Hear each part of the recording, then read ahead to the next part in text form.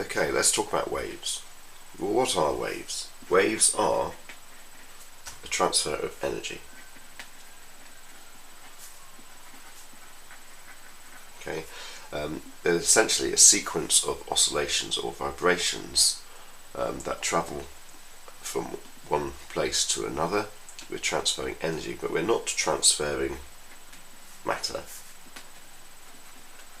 Okay, and remember, by matter I'm talking about something that's made out of particles. So I might say the word material or substance. Okay, talking about something made of particles. Often that's described as matter. So by matter,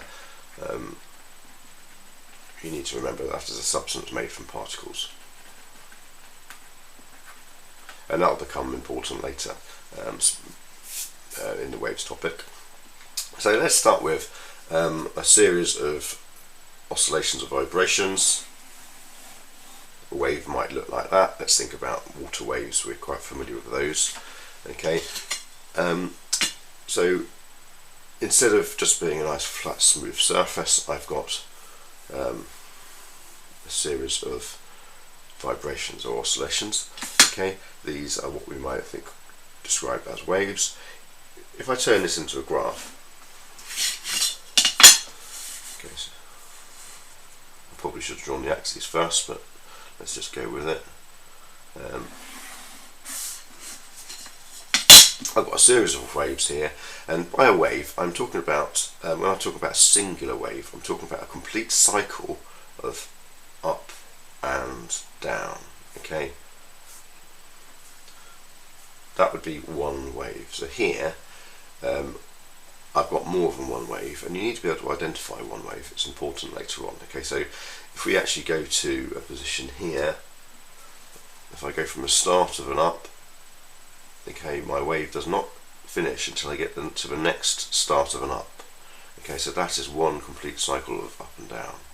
If I start at the peak of a crest, okay, I need to go to the next peak of a crest before I see one wave. Okay, similarly, if I start at the bottom of the trough, I need to get to the next bottom of the trough before I see one wave. And that's important. We need to be able to identify one wave. Here I've got approximately 1, 2, 2.5 plus this. I've got about 2 3/4 of a wave as I've drawn here. Okay, let's turn this into a graph then. Along the x-axis, I'm measuring how far along a wave I am. Imagine I've taken a snapshot, I've frozen, I've paused a water wave, and I want to study it. This is distance along the wave. I might measure that in meters if it was an ocean wave, but if it was a smaller wave I might be using centimeters, millimeters, micrometers.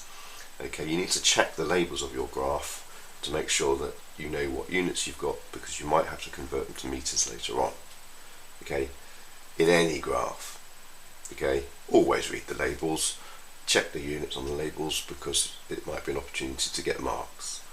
Okay, on the y-axis then, we're talking about how much of a disturbance we've got. How far has our oscillation gone from this line of rest? This line of rest being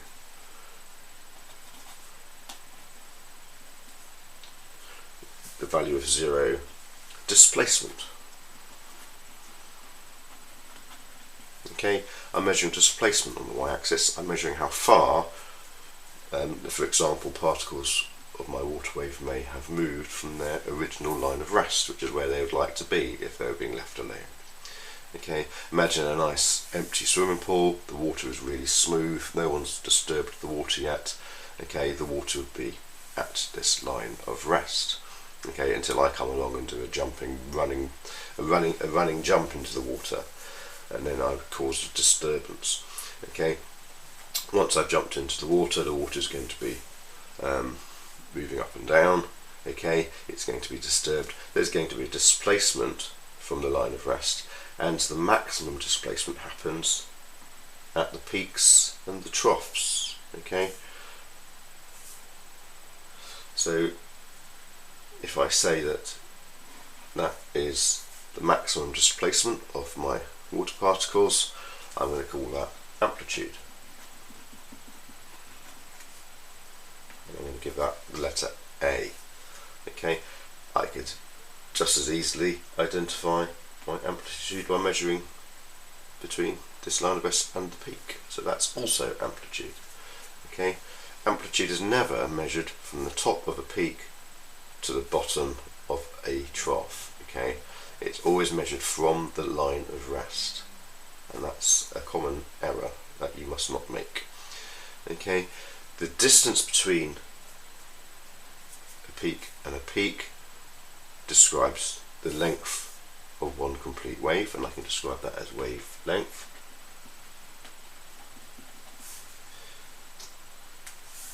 And I need to be quite precise about this. Okay, I actually need to be quite careful that I am showing that I've measured from exactly the peak to exactly the peak. Okay, in an exam I'll be using a sharp pencil. I'll be making sure my arrow lines up carefully, because a common error is to say that that is wavelength, and that is not correct. Okay, this is not wavelength, because I have not got all the way from the peak to the peak. You can measure wavelength in numerous different places, to be honest. You can go from peak to peak. You could measure it from trough to trough. It's the same distance. Okay, it doesn't matter where you measure it, as long as you go from a similar point to a similar point. For example, you could also measure it from the start of an up to the next start of an up. Okay, that is also wavelength that I've just drawn there. Okay, the symbol for wavelength is a funny little upside down Y. It's called lambda. Okay, it's just a letter that we use to save ourselves writing wavelength all the time. So let's just summarize these. We've got some terms. We've got amplitude, A. Okay, amplitude is the maximum displacement. Okay, that has occurred from line of rest. We've got wavelength, lambda. Okay, this is the length of one complete wave or cycle or oscillation or vibration. Okay, we can describe a wave as a cycle, because the cycle is a repeating thing, an oscillation is a repeating thing, vibration is a repeating thing. That's what waves are. They're a repeating disturbance, if you like. Okay, so wavelength and amplitude are important definitions that you need to know. You need to be able to identify them. You need to remember that wavelength is measured ultimately in meters, amplitude is measured ultimately in meters. If you're going to go on to do some calculations later on, you need to bear that in mind, because very often, okay, you'll be given different units on the graph, and you need to remember to convert them to meters. Alright, I don't have to draw a displacement distance graph. Okay, I can also, you'll also see graphs where a wave is drawn in terms of time. Okay, so this is important. Okay, so you need to check the graph axes labels for this reason as well. Sometimes they will give you the time on this axis. It will still be displacement in meters on this axis. Time, of course, is in seconds. Let's say I've got a wave on this graph. Okay, I can't measure wavelength on this graph. I can still go from peak to peak though. But if I've got time on the x-axis instead of distance, what have I measured along here? Okay, from here to here, like point to like point, peak to peak, I've measured a period of time. Okay, this is the time it takes for a wave to pass a point. Okay, it's period if I've got time on the x-axis. Okay, so period, and for this I'm going to use the capital letter T. Okay, because it's time, but it's a specific kind of time. It's the time taken for one wave to pass a point. Okay, is the time taken for one wave, because I've got one wave there, peak to peak, that's one wave. It's the time taken for one wave to pass a point. Okay, you need to know that definition. We are going to use the capital T to represent that. Okay, so you absolutely, when you're dealing with waves, need to know what's on this x-axis. Okay, if it's time, we're measuring period. If it's distance, we're measuring wavelength. Okay, the clues are in the name.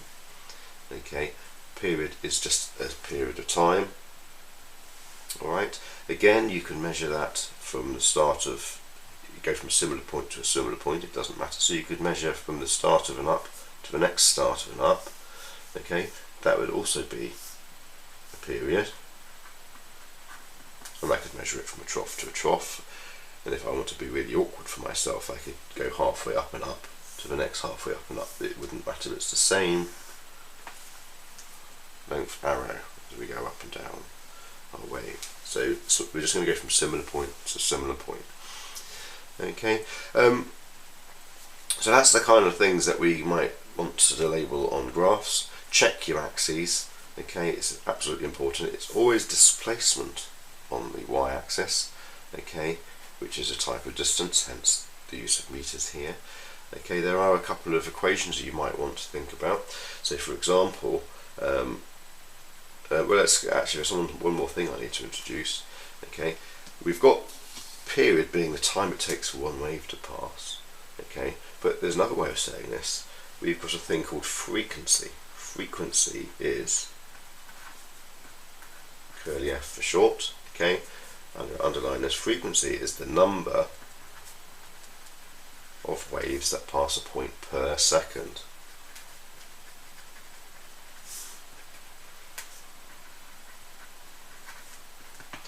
Okay, so what have we got here? We've got amplitude, wavelength, period, frequency. 4 terms, 4 features of a wave that you need to be able to identify. Okay, you need to be able to use them in various ways. You might have to pull some quantities off a graph to calculate things later on. Okay, you need to know that one wave is one complete cycle of up and down, and you're often going to be given a graph of more than one wave on. Okay, so you need to be able to identify one wave. Okay, so that's part 1. There's quite a lot of stuff you need to know about waves. Okay, next we're going to talk about some equations that you might be expected to use. Okay, just want to add a couple of things before I sign off. Okay, period T is measured in seconds. Okay, and frequency is the number of waves per second, and the unit for frequency is hertz. H-E-R-T-Z, H-Z for short. Okay, capital H, lowercase z for short. Okay, so there are your units. Okay, that's always important to bear in mind. Seconds for period, because it's basically a time period, and frequency is a number of waves per second, and it has a special unit of hertz. And if you're dealing with hertz, you absolutely have to be using seconds.